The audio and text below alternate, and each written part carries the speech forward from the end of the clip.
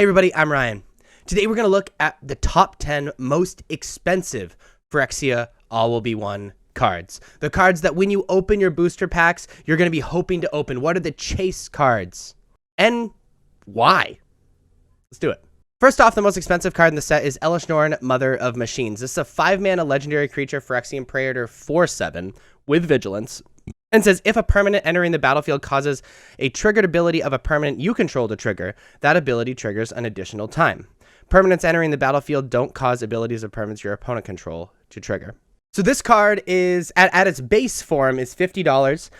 The alternate arts, which there are a lot of them, are worth up to $80 as this set comes out. And it makes sense, right? Like 5-mana 4/7 Vigilance is already like fine value.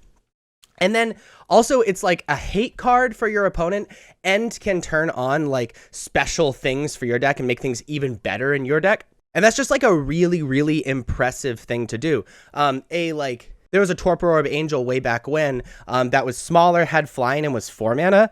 That was played quite a bit as a sideboard card and sometimes as a main deck card in Standard specifically. I think it was a version of Sigarda. I can't remember. No, it definitely wasn't. I can't remember. I think it was a 2/3. And besides being an awesome sideboard card, Elishnorn can be this thing that like can really get the machine of your deck going if you build around it. So like it being a build around and can be the core of a lot of decks and can just be a sideboard card in white decks that want to stop triggered abilities, of things entering the battlefield, makes sense that it is the most expensive card in the set. Mondrak, Glory Dominus, another white card, is the second most expensive card in the set. It is a 4-mana 4/4. Phyrexian Horror Legendary. If one or more tokens would be created under your control, twice that many tokens are created instead. And you can pay Phyrexian White, generic to sacrifice 2 other artifacts and or creatures, put an indestructible counter on Mondrak Glory Dominus. So 4/4 is already totally fine. And then you can build your deck around just like these token decks. Like 4 mana is exactly where token decks want to top out for the most part. And so you can just like token generator, Mondrak, go nuts, like Anthem your board, I win. And then also you can protect your Mondrak by sacrificing your other tokens. This can maybe lead to like cool like sacrifice strategies or something, right? And things that make tokens. Mondrak makes more, you get to sacrifice them for value, things like that. It makes sense that this is the second most expensive card in the set. At $35 or so, the special version of Mondrak is around $40 as it sits right now. Drivnod, Carnage Dominus, is the third most expensive card in the set. Is a 5-mana 8/3 Phyrexian Horror Legendary.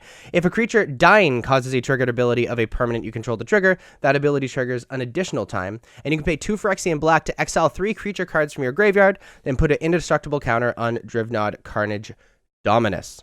5 mana is a tiny bit steep, but getting 5 mana for an 8/3 is pretty dope. Especially one that can protect itself. So in sacrifice, like aristocracy strategies, this card is absolutely disgusting, especially maybe even alongside Mondrak. And there are plenty of like dying triggers, that exist. 5 mana, might not be that steep for like Standard or Pioneer or something like that. And we could totally see some build arounds here. Again, this starts at $30 and the special version of Drivnod is around $35. The fourth most expensive card in the set is Ichormoon Gauntlet. Is a 3-mana artifact. It says planeswalkers you control have 0 loyalty, proliferate, and -12 loyalty. Take an extra turn after this one. And whenever you cast a non-creature spell, choose a counter on target permanent. Put an additional counter on that kind of permanent. This is like a really, really cool, like Super Friends ability, right? Because 0 proliferate essentially means like +1 proliferate other things, right? So it'll +1 no matter what when you do that 0. But if you like a blue-white or like Bant control, maybe, I don't know, blue-white something, Super Friends deck, and be playing this card, the planeswalkers that you like don't really want to do anything on or just want to like increase the counters on or whatever, you can use the proliferate ability to increase the counters on all your other planeswalkers and do some other really cool stuff. This might be a gateway into a cool Super Friends deck in some format, if not in EDH, and that's really, really exciting, and that starts at $30 as well. By the way, for the record, I'm doing like the order of most expensive cards besides the alternate art stuff because there's a lot of like really weird, cool alternate art things that are going on. The fifth most expensive card, by the way, is Phyrexian Obliterator, which is a 4-black Phyrexian Horror. This is a reprint, 5/5 Trampler. Whenever a source deals damage to Phyrexian Obliterator, that source's controller sacrifices that many permanents. This is just disgusting. Like, it is a mid-range killer. I think the issue with Phyrexian Obliterator is that in formats right now, it's going to be competing with Shieldred for that spot, and both exist in the same vein where, like, if you don't answer it, you win. And we'll see which one is better. I think Phyrexian Obliterator could possibly make a, like, Black Devotion strategy in Pioneer work. We'll see. I think Shieldred makes this card definitely worth less to me. This is the 5th most expensive card in Phyrexia All-Will-Be-One, and it is $23. The 6th most expensive card in Phyrexia All-Will-Be-One is Sword of Forge and Frontier, which is a continuing the cycle of swords that started forever ago. It's a 3-mana equipment. A equipped creature gets +2/+2 and has protection from red and from green. Whenever equipped creature deals combat damage to a player, exile the top 2 cards of your library. You may play those cards this turn.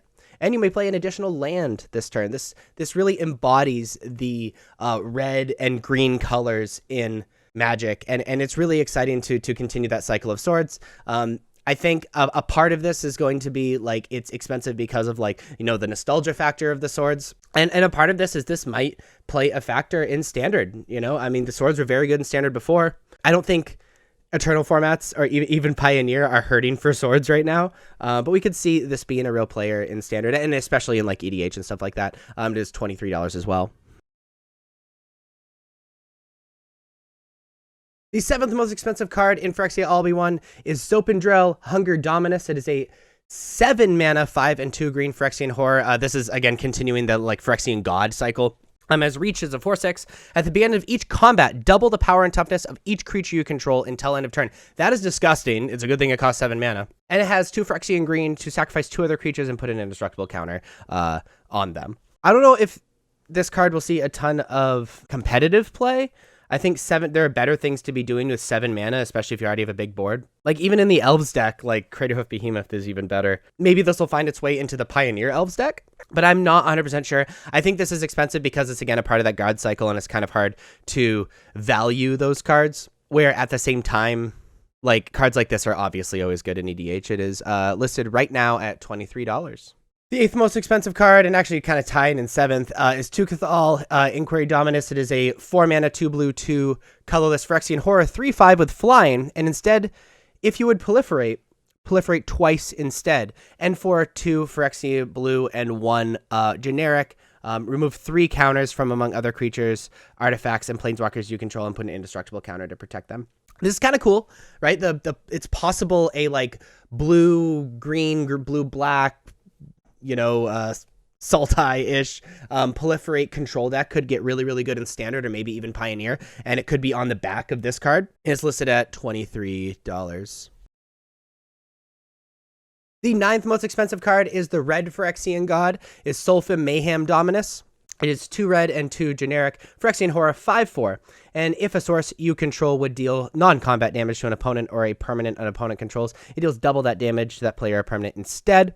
And you can pay 2 Phyrexian red and 1 generic to discard 2 cards, put an indestructible counter, you know, the Phyrexian God thing. This is listed at $20 at the moment. Again, this is before Phyrexia All-Will-Be-One comes out. It's weird that this is the cheapest one because this is the one I'm kind of most excited about. Like, a burn deck in Standard has been almost there. Burn deck in Pioneer has been almost there. You know, maybe we can see decks playing this card that are shifted more towards just the hit the face, kind of like the modern burn deck will happen. I think that's kind of exciting and really, really cool. Especially maybe on the back of, like, you know, this competing with a spot with, like, Hezeret or something. Both of them having discard effects and being rewarded for being low on cards in hand. It's kind of neat.